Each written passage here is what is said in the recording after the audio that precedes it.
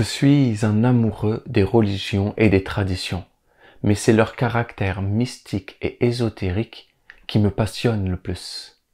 Comprendre véritablement une religion, c'est prendre en considération son aspect exotérique, mais également son aspect ésotérique.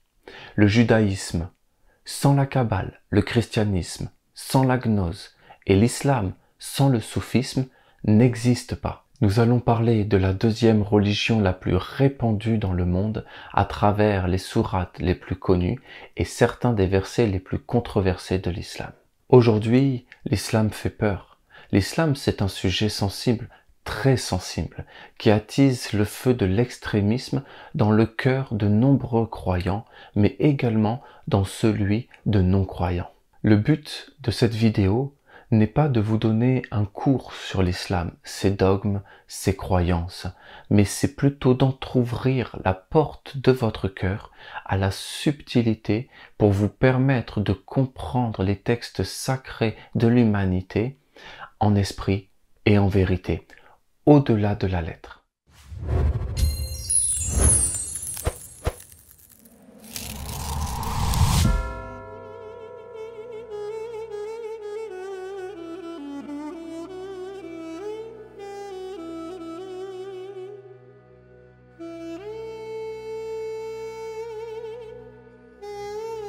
Le sens véritable, profond de ces textes ne peut être compris, ne peut être saisi qu'en prenant en compte leur histoire, mais également leur sens mystique, philosophique et ésotérique. Avant d'interpréter certains versets du Coran qui font grincer beaucoup de dents, il nous faut comprendre que ce qui est accepté quelque part ne sera pas forcément accepté ailleurs. Les mœurs diffèrent d'un pays à un autre, d'une région ou d'un état à un autre, mais surtout, et elle est là la première subtilité que je veux partager avec vous, d'une époque à une autre.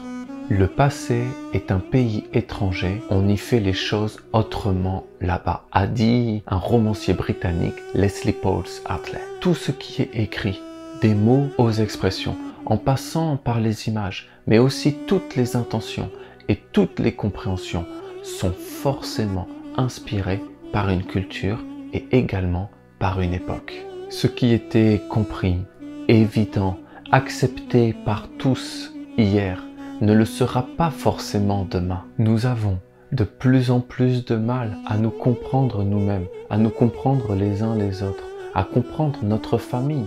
Alors, comprendre un musulman en l'encissant, savoir comment il pensait, savoir quelles étaient ses intentions, qu'est-ce qui l'animait et comment il voyait le monde est chose quasiment impossible. Nous devons donc rester humbles et accepter les faits. Si nous voulons nous mettre à la place de l'autre, quelle que soit l'époque dans laquelle il a vécu, quelle que soit sa culture, nous devons ouvrir notre cœur. Le Coran a-t-il été dicté par l'archange Gabriel? Pour moi, ça ne fait aucun doute. Mohammed a-t-il interprété le message de l'archange? Mais bien sûr. A-t-il été au service d'une intelligence supérieure divine malgré ses faiblesses et les erreurs qu'il a commises dans sa vie? Oui, et ça le rend, je trouve, encore plus honorable.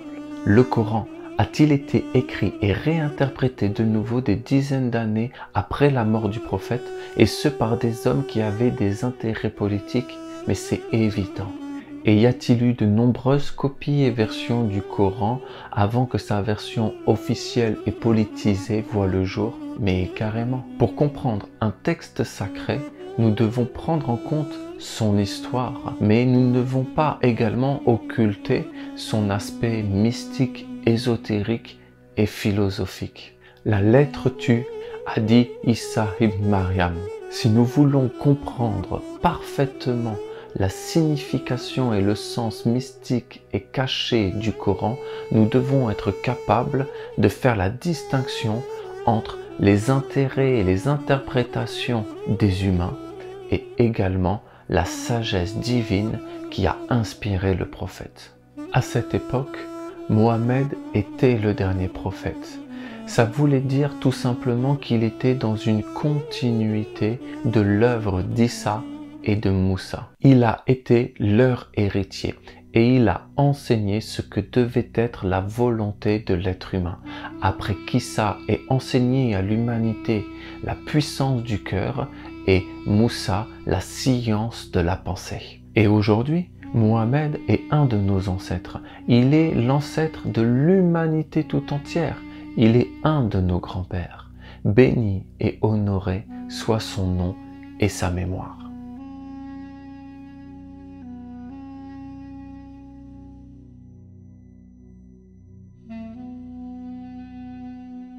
Je vais maintenant interpréter quelques versets de la sourate de Al-Baraka de la vache. Certes, les infidèles ne croient pas, cela leur est égal. Que tu les avertisses ou non, ils ne croiront jamais. Allah a scellé leur cœur et leurs oreilles, et un voile épais leur couvre la vue. Et pour eux, il y aura un grand châtiment. Les infidèles sont les extrémistes.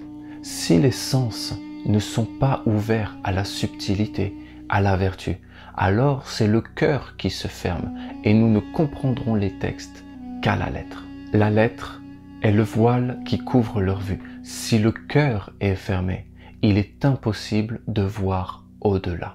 Ils cherchent à tromper Allah et les croyants, mais ils ne trompent qu'eux-mêmes et ils ne s'en rendent pas compte. Ils pensent tellement faire le bien. Ils convertissent les cœurs et les tournent dos à la vertu en leur promettant ce qu'ils ne comprennent qu'à la lettre. Mais cette lettre, elle est devenue une coque vide puisqu'elle ne peut plus témoigner de l'esprit. Il y a dans le cœur une maladie et Allah laisse croître leur maladie. Ils auront un châtiment douloureux pour avoir menti. Cette maladie dont il est question, c'est l'hypocrisie. Je dirais même plutôt que c'est l'incohérence.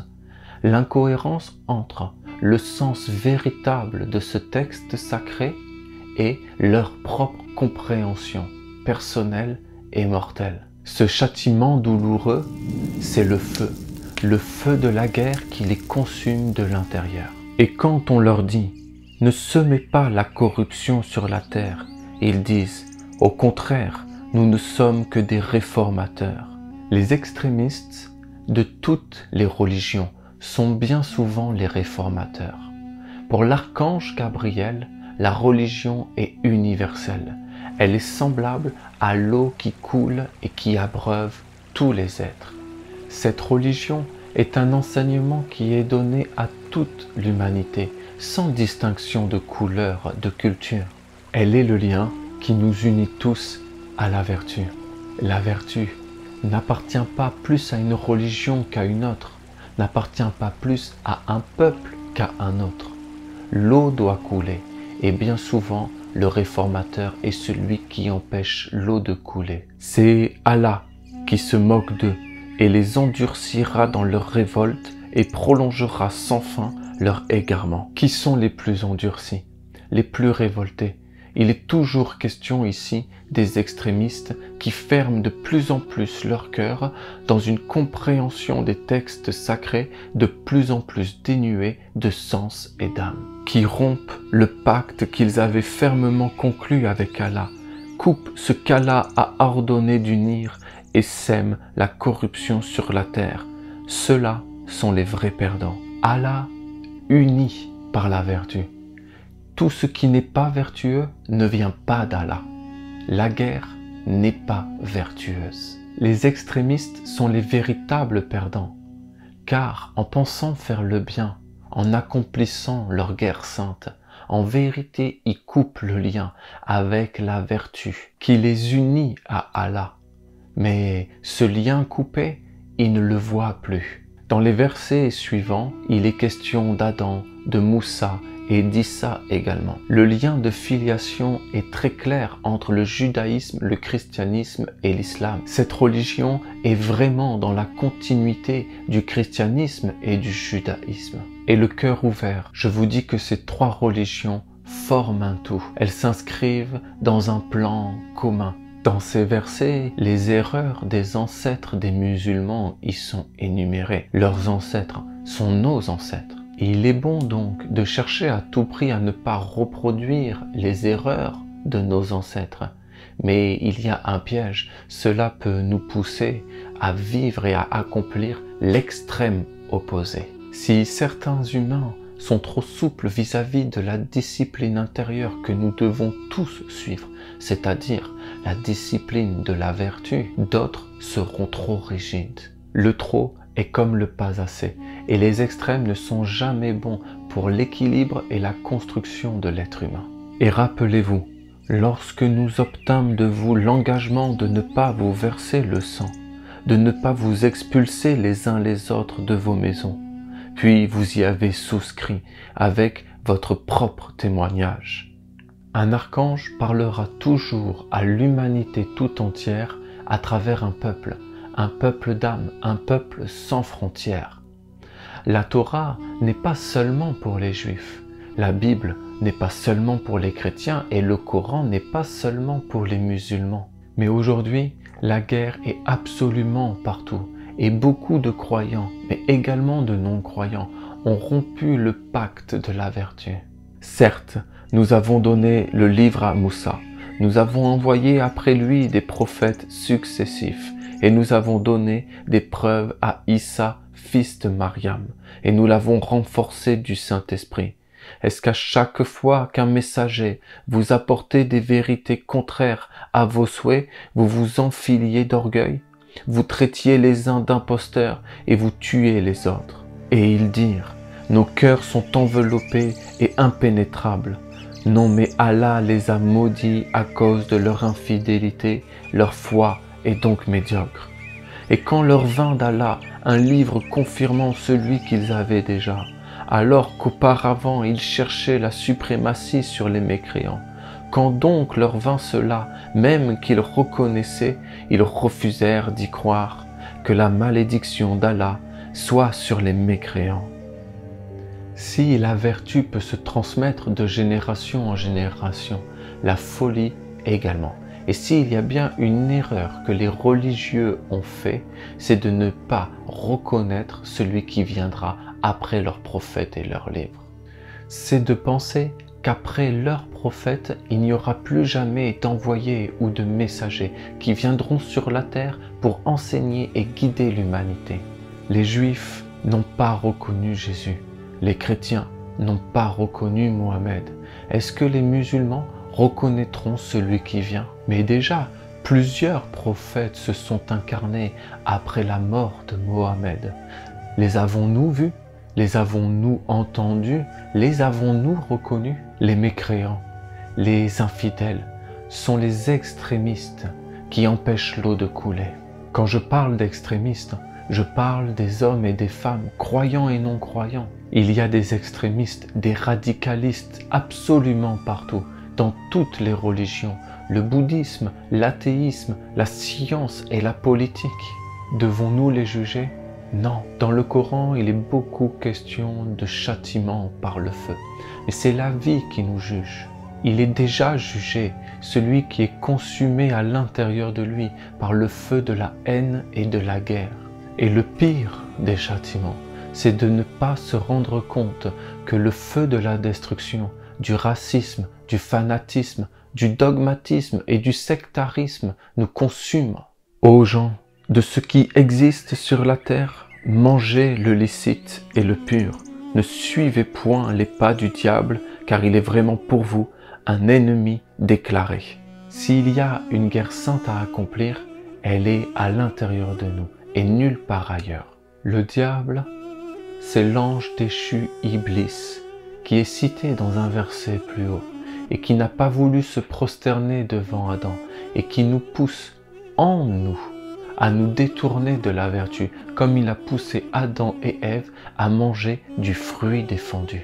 Combattez dans le sentier d'Allah ceux qui vous combattent, et ne transgressez pas. Certes, Allah n'aime pas les transgresseurs. Le sentier d'Allah est le sentier du disciple qui marche sur le chemin de la vertu.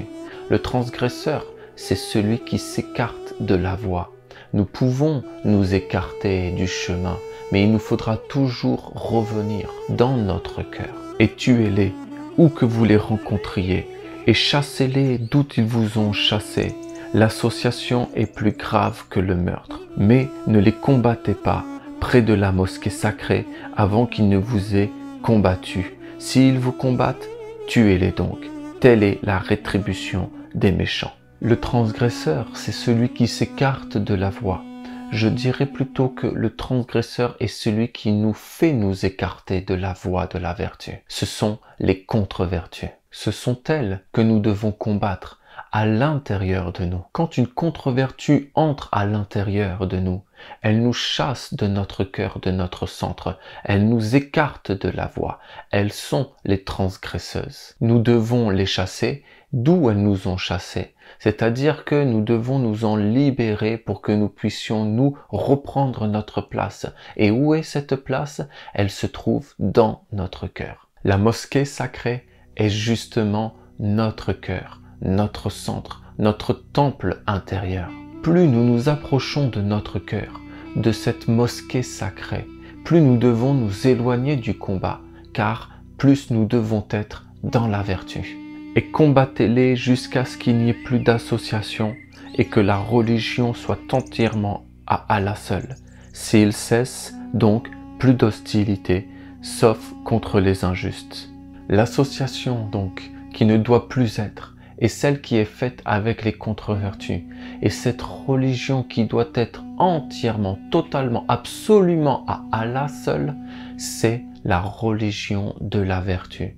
Si les contre-vertus cessent, si les associations et les liens que nous avons tissés avec elles sont coupés, alors plus d'hostilité, sauf pour les injustes, sauf pour les injustices. Mais qui commet l'injustice? C'est nous-mêmes.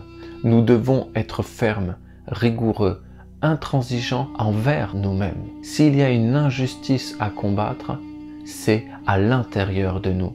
Nous ne devons pas, nous, commettre d'injustice. Si Allah est bon et miséricordieux, nous devons être comme lui, bon et miséricordieux. Miséricordieux devant l'autre qui est sur le chemin, mais rigoureux, ferme et discipliné envers nous-mêmes. Telle est la voie de la volonté et de la discipline des musulmans qui ont été enseignés par l'archange Gabriel. Vos épouses sont pour vous un champ de labour. Allez à votre champ comme vous le voulez, et œuvrez pour vous-même à l'avance. Craignez Allah et sachez que vous le rencontrerez, et faites gracieuse annonce aux croyants. L'épouse, c'est notre corps physique. Nous devons labourer notre corps comme nous labourons la terre. Retourner la terre, c'est retourner notre cœur vers Dieu, vers Allah. C'est respirer, comme la terre respire quand justement elle est labourée, pour permettre aux bonnes graines, aux belles semences vertueuses de germer en nous et de fleurir à travers nous.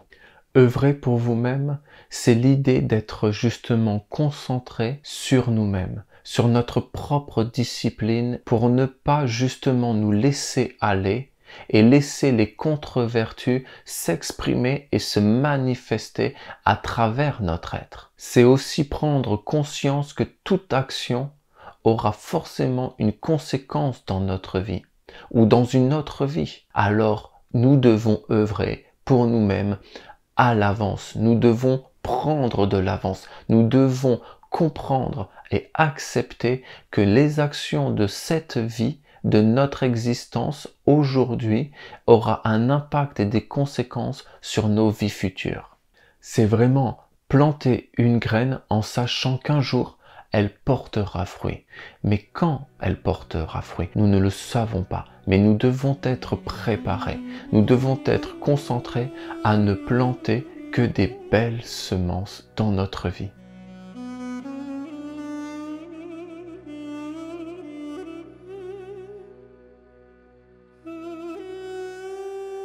Je vais maintenant interpréter quelques versets de la sourate 4 An-Nisa de la femme. Celles de vos femmes qui forniquent, faites témoigner à leur encontre 4 d'entre vous. S'ils témoignent, alors confinez ces femmes dans vos maisons jusqu'à ce que la mort les rappelle ou qu'Allah décrète un autre ordre à leur égard. La femme qui fornique, c'est encore le corps physique de l'être humain. qu'on soit homme ou qu'on soit femme, c'est au-delà du genre. Nous avons un corps physique et ce corps physique est féminin. Ce corps physique est l'épouse et c'est forniquer que de laisser entrer n'importe quelle influence en nous qui va nous animer, nous guider, nous pousser, nous inspirer sans que nous en ayons conscience. L'épouse doit être fidèle à l'époux. Notre corps physique doit être fidèle à notre esprit le plus divin. Les 4 témoins devant lesquels la femme, c'est-à-dire le corps physique de l'être humain, doit se présenter sont les 4 grandes activités principales de l'existence sur la terre: le travail, la santé, la famille et l'argent. Quand l'être humain se laisse aller à la contre-vertu, qu'il transgresse la voie, qu'il s'écarte du sentier d'Allah, alors à un moment donné, il doit pouvoir se présenter devant les 4 grandes activités de sa vie. Comment le travail, la santé, la famille et l'argent vont témoigner de l'être humain? C'est très simple. Si la contre-vertu en nous déborde, si elle prend le dessus, si elle nous submerge, que nous n'arrivons pas à la contrôler, elle aura forcément un impact et une incidence sur notre travail, notre santé, notre famille ou notre argent. Quand je parle de contrôle de la contre-vertu, je ne parle pas de la cacher, je parle plutôt de la combattre à l'image des enseignements qui sont écrits dans le Coran. C'est-à-dire que nous devons nous en écarter. Notre corps physique doit être une mosquée sacrée. Notre corps physique doit être une épouse pure, vierge, qui accueille seulement les vertus du ciel et de la terre. Si notre vie contre-vertueuse donc a un impact sur l'une de ces activités, ou les 4 peut-être en même temps, alors il nous faudra nous confiner, c'est-à-dire nous recueillir, nous recentrer, à l'image des cellules dans les monastères. Ce confinement, ce recueillement, c'est l'origine même des prisons, où nous étions isolés et dans le silence. Pourquoi? Eh bien pour être capable de prendre du recul sur notre propre existence, pour pouvoir discerner en nous qu'est-ce qui était de la contre-vertu et qu'est-ce qui appartenait véritablement à notre âme, pour ensuite réussir à s'en libérer et à s'en défaire. Les hommes ont autorité sur les femmes en raison des faveurs qu'Allah accorde à ceux-là sur celles-ci, et aussi à cause des dépenses qu'ils font de leurs biens. Les femmes vertueuses sont obéissantes et protègent ce qui doit être protégé pendant l'absence de leur époux avec la protection d'Allah. Et quant à celles dont vous craignez la désobéissance, exhortez-les, éloignez-vous d'elles dans leur lit et frappez-les. Si elles arrivent à vous obéir, alors ne cherchez plus de voix contre elles, car Allah est certes haut et grand. Nous devons toujours comprendre ce verset avec cette idée que la femme et l'épouse, c'est le corps physique. Notre corps physique représente une lettre. Nous sommes une lettre du grand alphabet de Dieu. L'homme, le principe masculin en nous, représente l'esprit. L'esprit qui anime le corps, l'esprit qui vivifie la lettre. L'esprit sera toujours plus grand que la lettre. L'époux sera toujours plus grand que l'épouse. Mais il faut vraiment bien comprendre, parce que ce verset, il est quand même intense, que l'époux et l'épouse se retrouvent à l'intérieur de chaque être humain, qu'il soit homme ou femme. Le corps protège l'esprit, la femme protège le bien de l'esprit. Et où se trouve ce bien? Il se trouve dans le cœur, dans cette mosquée sacrée. Le corps de chair protège le cœur subtil de l'âme, où Dieu peut venir nous parler directement à l'intérieur de nous. Et l'esprit anime notre corps d'un feu qui ne brûle pas. Si les contre-vertus nous consument de l'intérieur, l'esprit, lui, nous illumine. Il fait briller nos yeux, il nous permet de nous émerveiller et d'accomplir les plus belles splendeurs qui soient dans la vertu, dans la sagesse, la compassion, la bonté et l'amour. Le corps protège l'esprit et l'esprit anime le corps, Tel est le mariage parfait entre l'esprit et la matière. Frapper sa femme, frapper son épouse, c'est mettre notre corps physique dans une discipline qui va briser nos mauvais rythmes et nos mauvaises habitudes, qui va nous frapper, nous recentrer, nous permettre de prendre du recul pour nous reprendre en main et demeurer dans la vertu. Certes, ceux qui ne croient pas à nos versets, nous les brûlerons bientôt dans le feu. Chaque fois que leurs peaux auront été consumées, nous leur donnerons d'autres peaux en échange afin qu'ils goûtent au châtiment. Allah est certes puissant et sage. Le feu représente les contre-vertus qui nous consument de l'intérieur. Cette peau qui a été consumée et qui va être remplacée nous parle de l'incarnation. Il y a à l'intérieur de nous, que nous vivions dans la contre-vertu ou dans la vertu, un feu qui nous consume. Cette peau qui a été consumée s'appelle tout simplement la vieillesse. Une fois le voile de la mort traversé, une nouvelle peau sera donnée à notre âme pour que nous puissions nous réincarner sur la terre. Après nous être éteints, nous nous rallumerons, nous nous réincarnerons. Et bien souvent, il y a des graines et des semences que nous avons plantées dans une vie, mais que nous récolterons que dans une autre vie. C'est valable à la fois pour les bonnes semences comme pour les mauvaises graines. Le châtiment, c'est de vivre et revivre inlassablement les mêmes épreuves, les mêmes erreurs, sans les comprendre et sans en extraire une sagesse. Il y a un feu qui détruit et il y a un feu qui construit.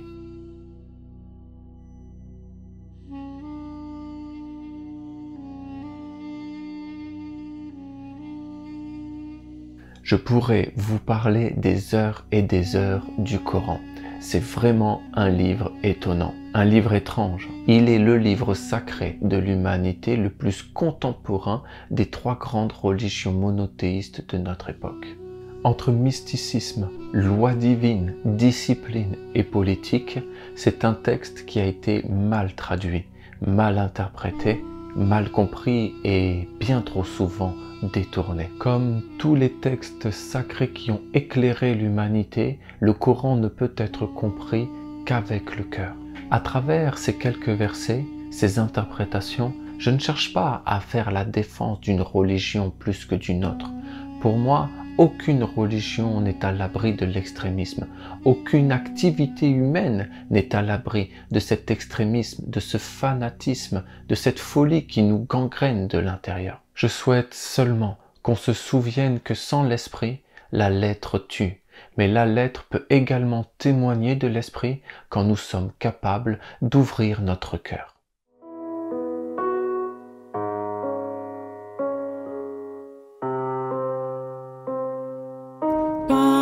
Saint Jean le caché, la lumière et l'enseignement qui chemine.